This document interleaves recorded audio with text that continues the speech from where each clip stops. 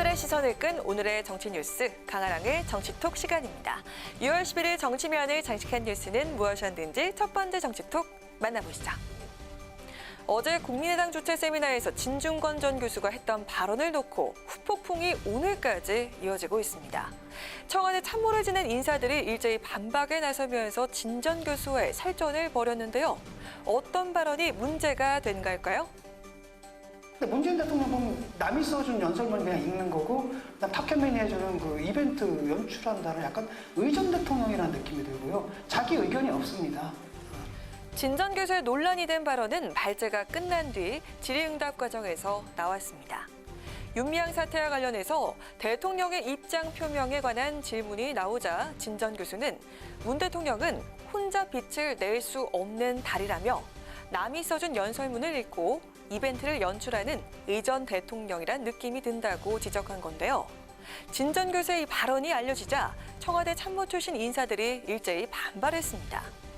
특히 국민소통수석을 지낸 윤영찬 의원은 자신의 SNS를 통해서 상상은 자유지만 그걸 확신하고 남 앞에서 떠들면 뇌피셜이 된다라고 반박하면서 과거 문 대통령이 원고를 고치는 모습과 수정한 원고를 촬영한 사진을 함께 올렸습니다.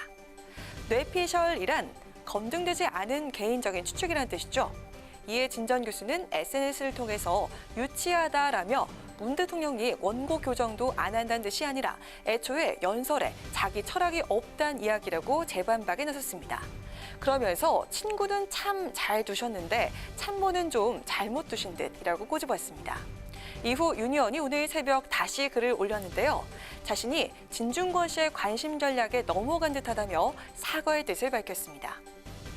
진 전 교수가 진보의 아이콘에서 진보의 저격수로 나선 이후 공방과 설전이 끊이지 않고 있습니다.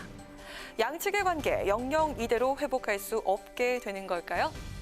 이어서 오늘의 두 번째 정치톡입니다. 최근 여권 내 당권 경쟁이 본격화되면서 차기 대권 주자들의 움직임에도 언론과 대중의 이목이 집중되고 있습니다.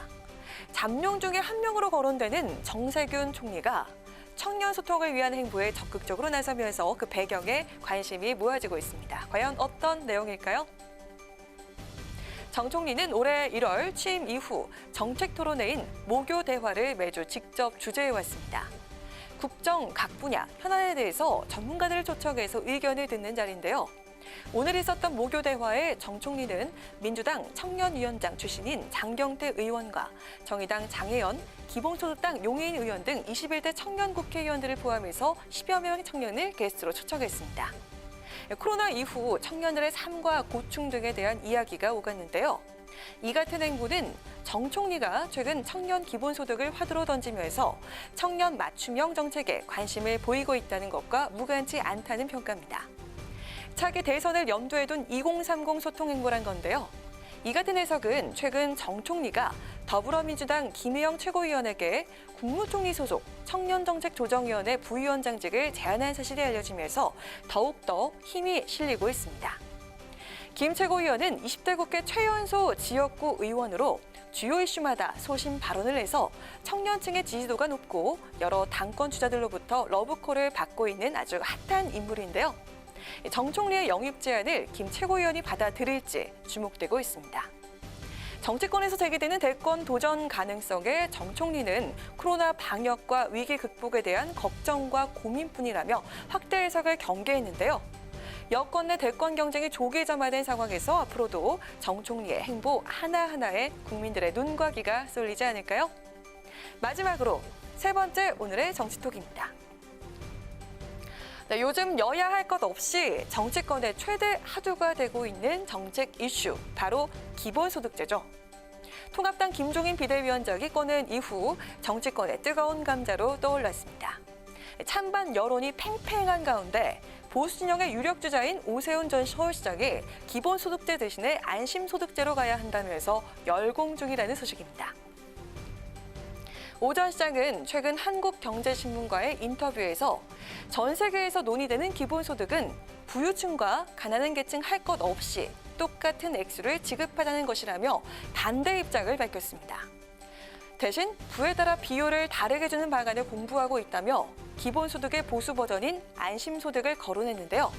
이 안심소득제란 가구별로 최소한의 삶을 유지할 수 있는 기준소득을 정하고 실제 소득이 기준소득보다 낮을 경우에는 그 차이를 일정 정도까지 지원하는 제도로 몇 년 전부터 학계에서 거론되어 온 모델입니다. 오전 시장은 일정 소득 이상이면 세금을 내고 덜 받아가고 이하면 세금은 안 내고 많이 받아가게 하는 방식이라고 설명했습니다.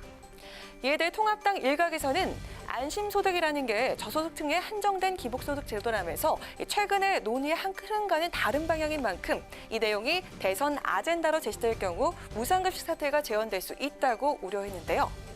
오전 시장은 지난 2011년 서울시장 재임 당시에 무상급식에 반대하면서 주민투표를 강행했다가 이측을 내려놨던 경험이 있습니다.